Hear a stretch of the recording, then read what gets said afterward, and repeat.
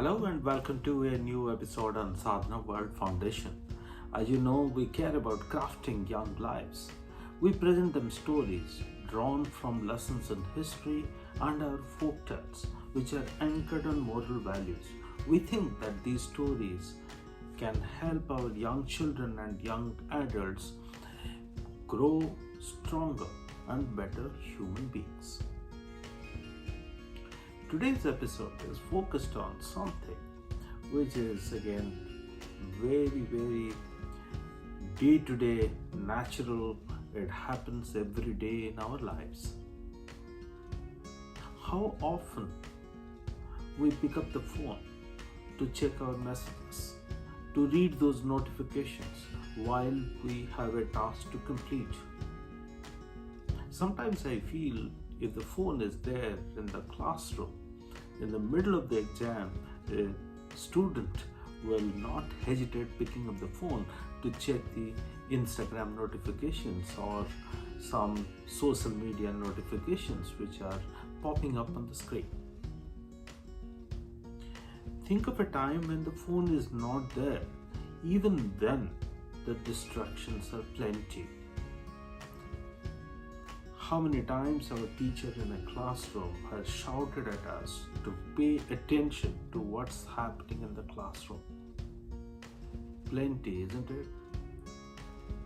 Yes, some of us think that the mobile phone and the social media is creating distractions, is taking us away from the focus that's required for success.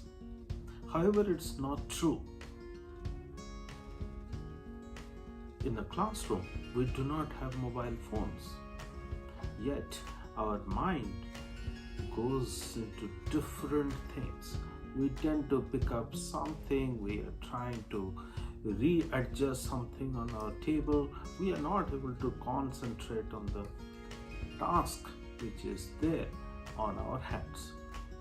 Why does it happen? What does our mythology say?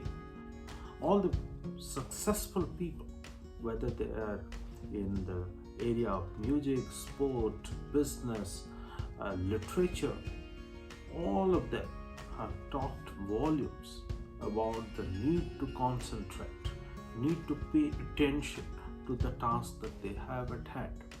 But most of us are not able to do it. If we listen to this short story, framed in the Buddhist time of the monks, then we would possibly get some insights.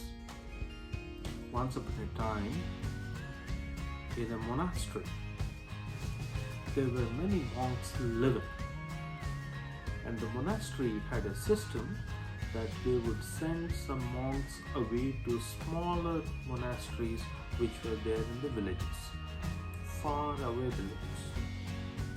So one such monk who was in the small monastery in a village sent a letter to the head of the monastery saying that he needs help of another monk in that monastery because the activities in the village are increasing. More and more people are coming for discussions, consultations. There are many other things happening in the village which are good for spreading the right cultures that the monastery is trying to achieve. The chief of that monastery called all his disciples and read out that letter and said that I want 5 of you to go to that village and help the young monk.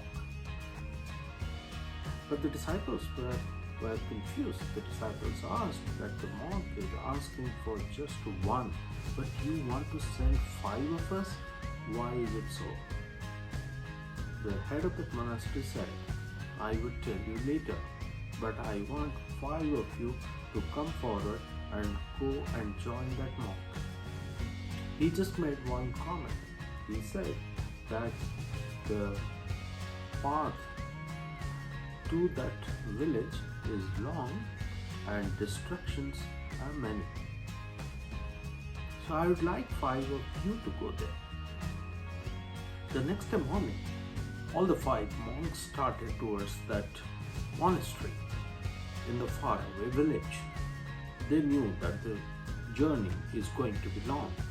So on the first day, while all the five of them were walking on the path to that monastery, suddenly they found one person came running towards them. And that person said, I need one of you because our village needs one priest. The village looked to be prosperous. The gentleman who approached them said that our head of the village is very kind and generous person. The priest that we are looking for will be paid very handsomely, will be given good accommodation and lot of respect. Our priest has passed away, so we are looking for a replacement. It is very important for us. One of you kindly agree to become the priest of our village. And one of the monks promptly agreed, because he thought that it's a prosperous village, it would be a different life. He is going to be the head of the spiritual movement in that village, and possibly this is a good thing as per Lord Buddha's advice. And he dropped off. So the five are now four. So they keep walking. The four of them keep walking. The next day, they find a beautiful kingdom that they are passing through. And they find one man riding a horse on their way. He was none other than the king of that kingdom. The king looks at the four monks and stops them, introduces himself as the king of that kingdom, inquires about the four of them. He picks the youngest of the lot there and says that, hey, monk, you seem to be quite knowledgeable, handsome, and quite capable. My daughter wants to marry a monk, and since that's the only child that I have, I am looking for an able person to become to inherit the kingdom. And I see all the qualities that I and my daughter are looking for in you. So why don't you become my son-in-law? And the youngest of the monks failed for this proposal.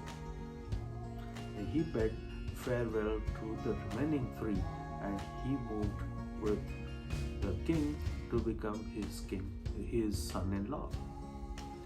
Then there were three of them. The three of them discussed amongst themselves and started realizing what their head priest or head of the monastery had told them, that the path is long, distractions are many. So the three of them discussed this and said that we will not let our minds distract. We have a mission, we have to reach the village and then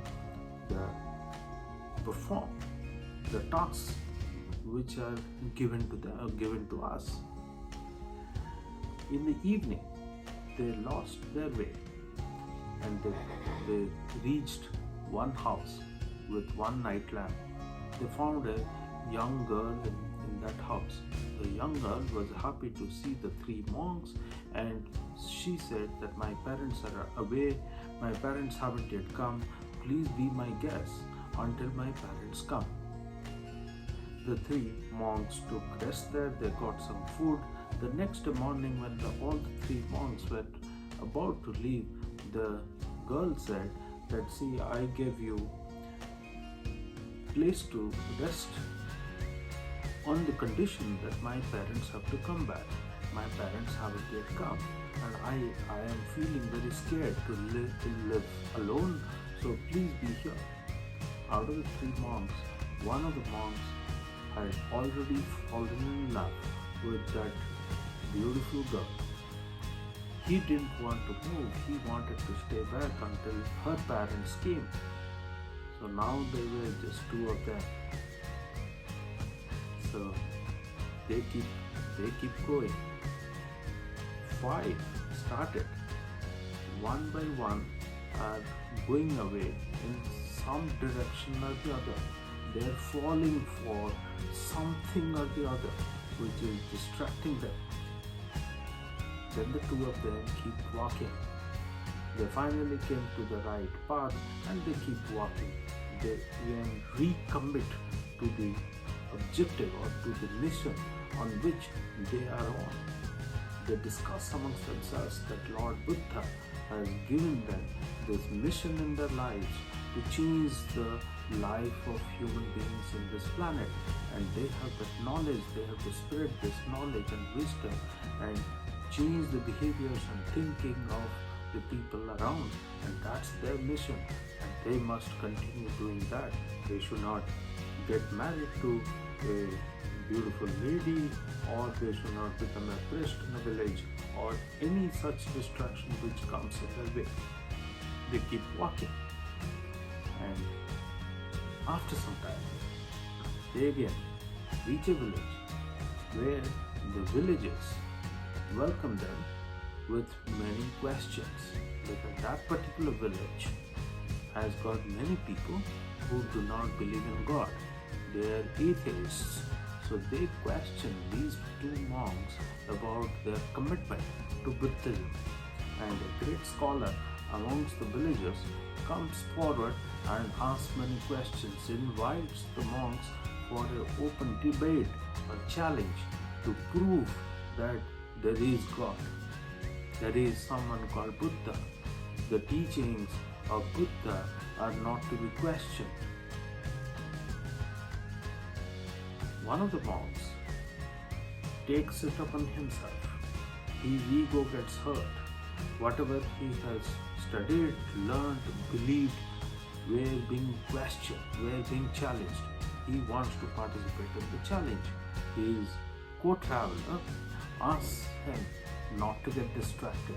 However, this person's ego is hurt, and this person says, I cannot continue this journey. Let me stop over for a few days, win this debate, and prove to this village that Lord Buddha is there and his teachings are for real.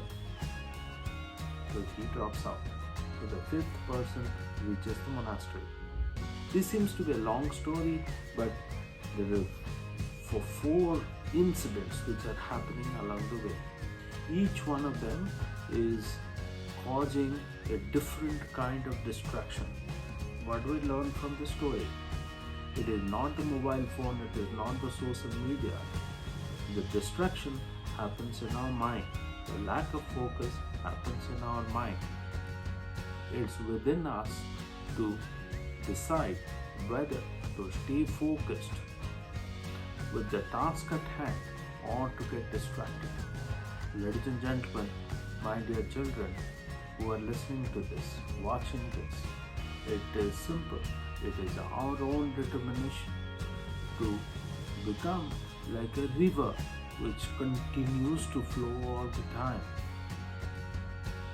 If we can be like the river which continues to flow all the time, we will be successful. We will stay focused. Whatever comes on the way, the river flows on it. Obstacles come on the way of the river, but the river finds its own path and keeps flowing. Similarly, if there is a task at hand, whether it's a project report to be completed, whether it is certain goals to be achieved, we just need to stay focused on that and keep flowing like a river, not really get impacted by what happens around us. Thank you, ladies and gentlemen, for listening to this. We look forward to our future conversations.